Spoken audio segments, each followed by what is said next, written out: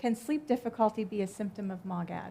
That's a great question. I think that we hear in clinic from patients sleep difficulty and fatigue as a common reported symptom.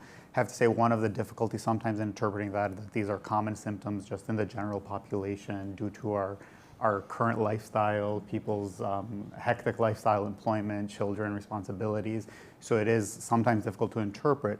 However, when we tried to look at this, and we actually by leveraging data from a survey administered by the MOG project to people with MOG as well as people from their household who did not have MOG as a kind of control group, we did find that it seemed like patients with MOGAD were reporting fatigue to a greater extent than their household controls, although the percentage was quite a bit high in both groups actually. But it was about twofold higher in the MOGAD patients, and there was some component of sleep difficulty. And one thing that we identified was that perhaps people with a history of bilateral optic neuritis were reporting that to a greater extent, which does have some biological rationale since there are cells in the retina that are affected from optic neuritis that may be involved in kind of controlling our body's ability to sense light and daylight cycles.